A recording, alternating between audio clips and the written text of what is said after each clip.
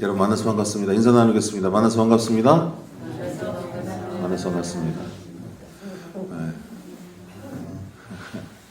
오늘 오랜만에 우리 전현순 어머님이 서울에서 오셨어요. 그냥 얼굴빛이 서울빛이네. 네? 더 하얘지셨어요. 할렐루야. 네. 더 이뻐지셨어요.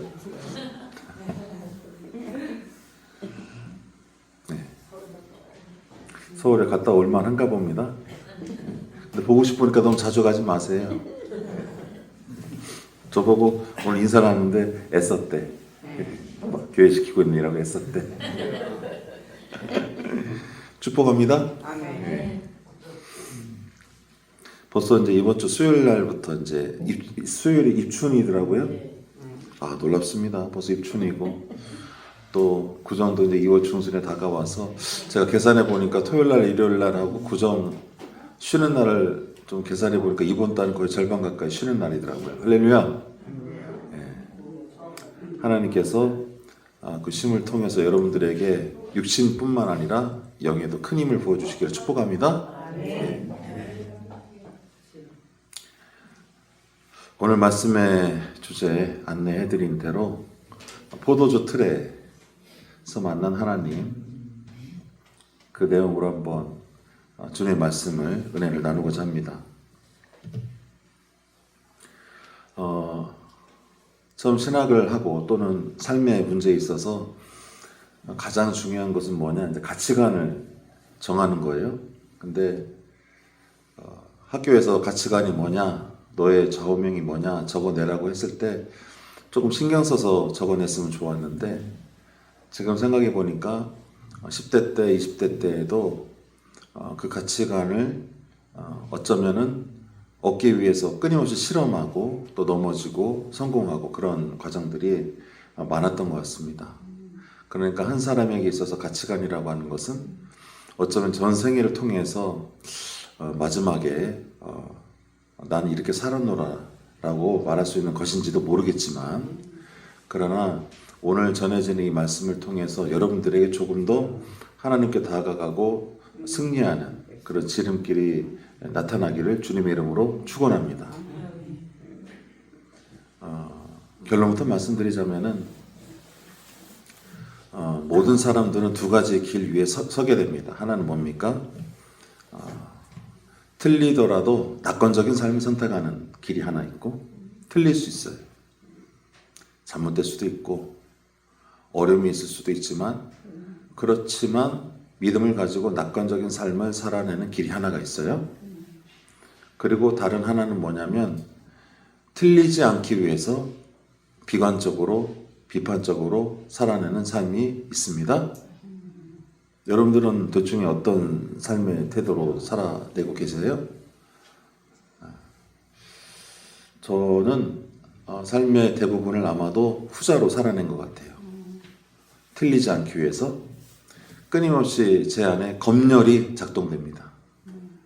말과 행동과 생각과 또 주변 시류와 분위기를 타서 거기에 맞춰서 내가 다른 사람들에게 혼나지 않고 비판당하지 않고 또 크게 튀지 않고 그렇게 가려고 노력했던 것 같아요. 또 그러다 보니까 내면에는 내가 동의할 수 없지만, 그러나 저와 같은 모습들을 따라가려고 하다 보니까는 끊임없이 내 안에는 이제 자기 비판에 들어가게 되죠. 너 이러면 안 돼, 저러면 안 돼, 네가 이래서 안 되는 거야, 네가 그래가지고 너 때문에 그렇게 된 거야, 이런 끊임없는 자기 검열로 인해 가지고 그 영혼이 기쁨이 없어요. 하나님을 믿을 때도 마찬가지입니다.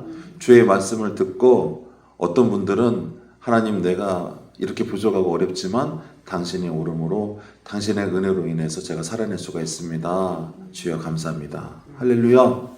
이러면서 나아가는 분이 있지만, 또 어떤 분들은 이래서 안 돼, 네가 이래가지고 구원받을 수 있겠어, 네가 이렇게 해가지고 하나님의 사람으로 살아낼 수가 있겠어, 끊임없이 주의 말씀들이 나를 찌르는 비수가 되어서 내 영혼이 도무지 자랄 수 없도록 만드는 경우도 허다하다 이 말이에요. 그러니까 부흥 집회를 가던 예배를 마치던 예배를 드리던 마치고 돌아서면 그 교회 문을 나가는 순간 어떻게 돼요? 다시 그냥 자기 삶으로 돌아가 버릴 이유가 뭐겠습니까?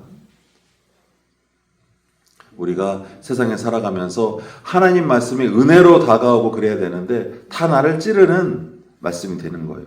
검열에 빠지게 만든다 이 말이에요. 어떻게 내가 하나님을 믿는 사람으로서 그럴 수가 있겠어? 저럴 수가 있겠어? 그와 같은 자기 검열과 비판과 틀리지 말아야 된다는 그런 강박들이 많은 성도들과 교회를 병들게 해왔다 이 말씀이죠. 그럼 우리가 어떻게 살아내야 되느냐? 주 예수 그리스도께서 우리가 믿음으로 거듭남을 고백하고 구원받았다고 믿는 사람들은 어떻게 살아내겠습니까? 하나님, 저는 자주 넘어지고 자주 틀릴 수밖에 없지만, 저는 또 자주 아프고 자주 실망할 수밖에 없지만, 그러나 제가 구원받은 것은, 또 제가 살아내는 모든 삶의 에너지는, 그 동기는 다 하나님께 있는 줄로 믿습니다.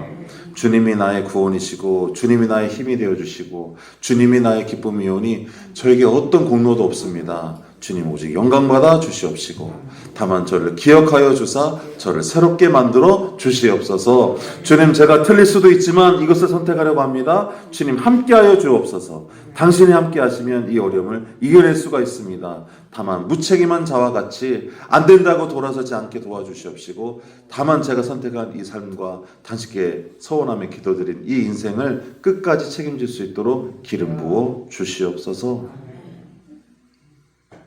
이 두 가지의 삶 가운데 여러분들은 어떤 삶을 선택하고 살아오셨어요? 아마도 대부분은 비관적으로 내가 틀리지 않기 위해 남들을 정죄하고 내 입맛에 맞지 않는다고 해서 비판하고 내가 끊임없이 자기 검열로 인해서 나도 불행하고 불행하면서도 다른 사람을 위하는 척하면서 다른 사람들도 불행하게 만드는 그런 입술에 저주로 혹시 살아오고 있지는 않은지 이 시간 돌아보기를 부탁드립니다. 그리고 오늘 이 미디안의 압박의 포도주 틀에서 밀을 까부리고 있던 타작을 하던 기드온의 이야기를 통해 가지고 여러분들이 하나님의 영을 힘입어서 그 틀에서 나오기를 축복합니다. 여러분, 지금 기드온이 활동하던 당시에 미디안이라 불려지는 이스라엘보다 크게 여겨지는 민족들이 수시로 들어와서 이스라엘 민족을 쳤어요. 여러분들 가운데에도 뭐 좀 하려고 그러면은 훅 들어와 가지고 넘어뜨리는 그런 사건이나 그런 사람이나 그런 이유들이 있어요, 없어요? 있어요. 우리보다 항상 원수들은 크죠.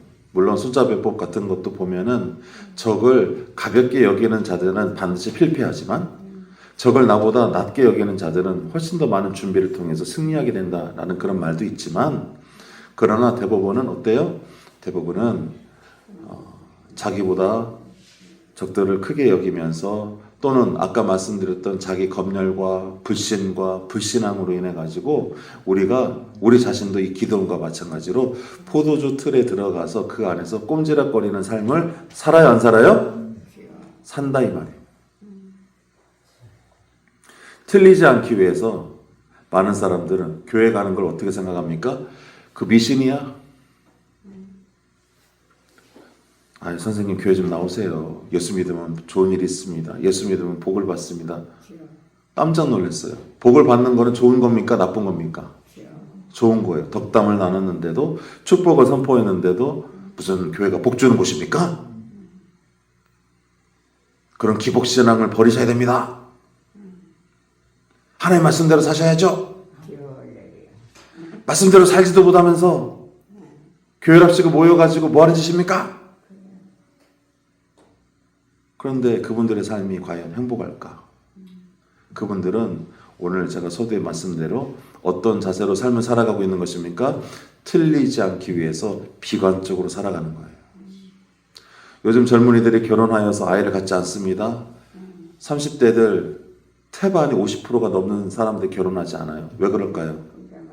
결혼하려고 보니까 집이 있어야 돼요. 결혼하려고 보니까는 상대방도 나만큼 훌륭해야 돼. 아니, 나보다 더 훌륭해야 돼. 그리고 아이를 낳아서 키우려고 보니까는 한 아이당 양육비가 수억씩 들어가요. 대한민국과 같은 경쟁사회에서 아이에게 그럴듯한 교육을 시키지 못할 바에는 아이를 안 낳는 게 더 나아. 이러면서 계속 뺄셈의 계산을 하고 있습니다. 왜 그럴까요?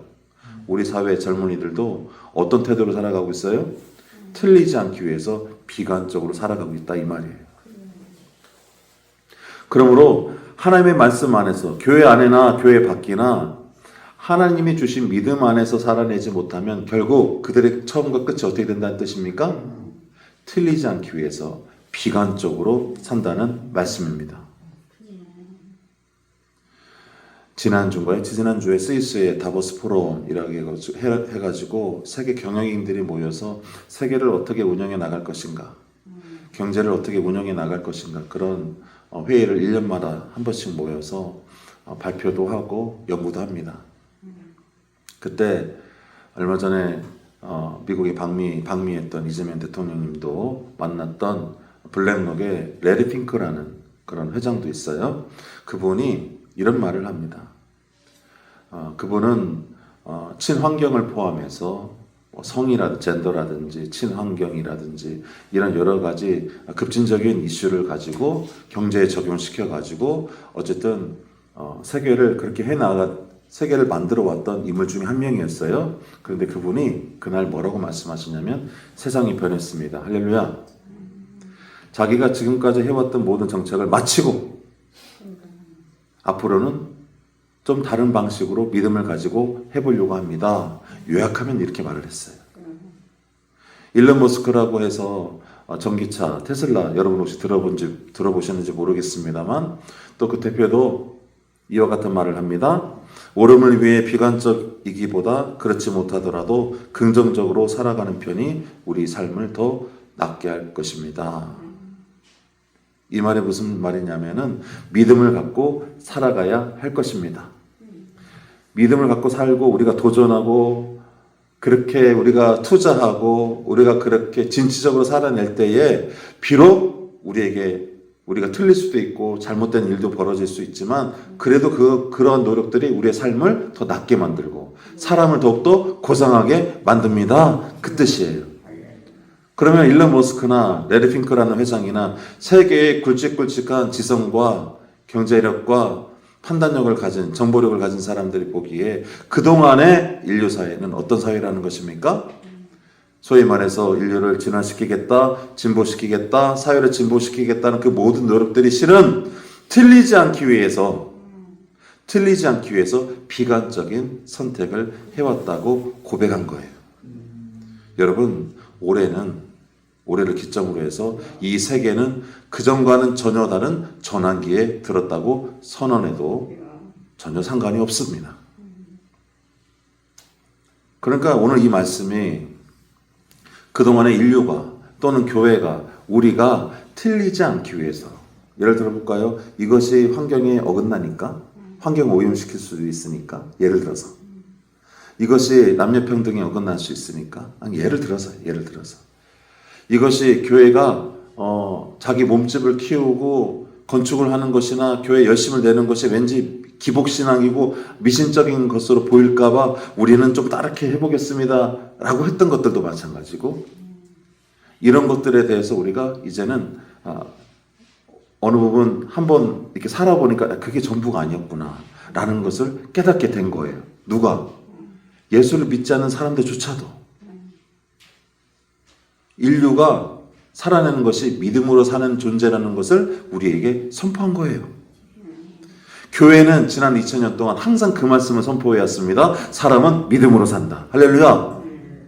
사람은 내게 주어지는 것으로 사는 것이 아니라 하나님께 팔 벌려서 믿음으로 승리하고 살아내는 존재다 라고 끊임없이 말했어요. 생육하고 번성하고 땅에 충만하라 끊임없이 말했어요.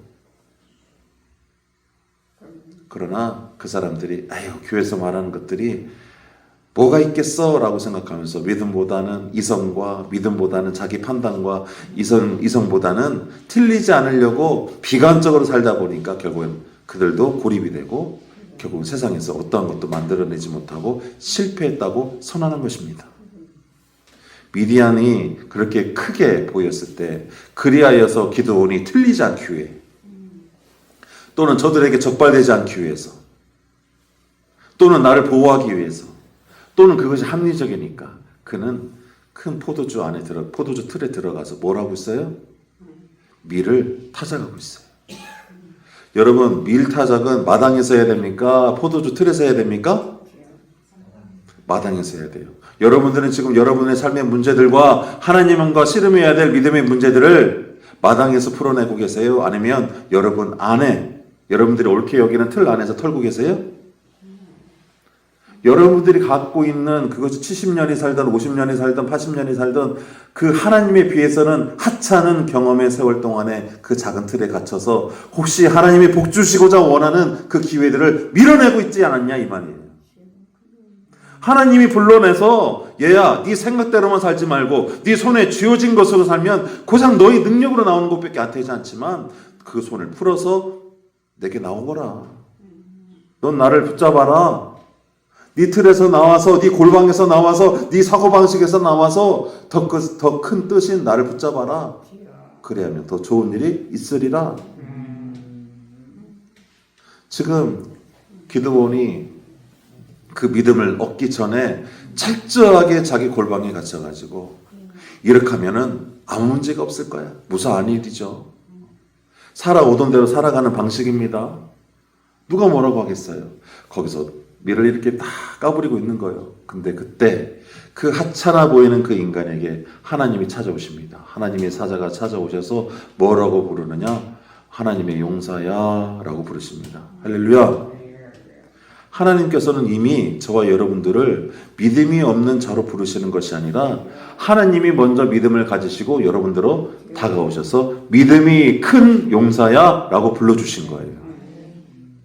내가 내 경험으로 뺄셈의 삶을 살았는데 하나님께서는 내가 50년을 그렇게 살던 80년을 그렇게 살던 그 모습을 보시는 것이 아니라 앞으로 새롭게 살아갈 그 모습을 보시면서 나의 큰 용사야, 덧셈의 용사야, 잘될 사람아 그렇게 하고 찾아오신 줄로 믿습니다. 그러니까 기드온이 그 말을 듣고 깜짝 놀라서 그 자리에서 하나님의 소명을 받고 그의 삶이 전혀 다르게 변화되고 쓰임을 받기 시작한 것이죠. 기드온 이야기는 이 이후에도 계속 있습니다. 여러분들 한번 읽어보시면 큰 은혜가 될 겁니다. 그러나 이 시간에 여러분들이 기억하고 잊지 말아야 될 것은 틀리지 않기 위해서 웅크리는 삶은 이 시간 주님의 이름으로 끊어내시기를 부탁드립니다.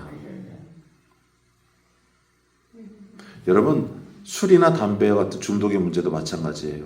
마음의 준비를 해야지. 기회가 있어야지. 또는 미움이라는 감정의 중독도 마찬가지입니다. 마을에서나 어디서나 가족들 가운데 끊임없이 그 사람만 보면 사람의 마음밭은요, 뇌는요, 각인이 돼요. 그래서 그 사람이 어느 순간에 나한테 별 해코지를 안 하더라도요, 세월이 지나도 그게 박혀가지고 거기서 벗어나지 못해요. 그것도 일종의 중독입니다. 그럼 그와 같은 중독으로부터 벗어나는 거, 한번 거기로부터 벗어나려고 하는 사람들의 공통점이 뭡니까? 뭘 해봐요. 자꾸 뭣도 해보고 저것도 해보고 기도도 해보고 뭣도 해보고 노력은 합니다. 그런데 정답을 말씀드리자면 이겁니다. 그냥 단절하고 돌아서는 거예요. 할렐루야. 그냥 뒤도 돌아보지 않고 그냥 딱 끊고 그냥 나는 그것과 전혀 상관이 없어. 그거 말고도 내 삶이 더욱더 풍요로워지고 내 삶은 더 가치 있는 곳으로 변화될 거야 라는 그런 삶의 자세로 변화됐을 때 중독으로부터 벗어날 수가 있는 거예요. 그냥 살아오던 대로 살고 내가 익숙했는 대로 살고 내 손에 잡히는 대로 주워서 마시고 피고 또 미워하고 하다 보면요, 오늘 이 기드온처럼 포도주 틀에서 하나님이 많은 복을 주시려고 해도 받을 수 없는 삶으로 추락할 수밖에 없는 것입니다. 그러나 누구라도 나를 용사로 여기시는 하나님을 믿고 내가 살아오던 대로의 방식이 아니라 내가 혹 틀릴 수 있고 잘 못할 수 있지만 그래도 믿음을 가지고 하나님 당신이 저를 책임져 주실 줄로 믿습니다 라고 걸음을 뛰는 자들마다 이제 여러분들이 걷는 그 모든 지경들이 다 주님의 안에서 여러분들의 지경이 될 줄로 믿습니다. 이와 같은 믿음으로 살기를 주님의 이름으로 축원합니다. 기도하겠습니다.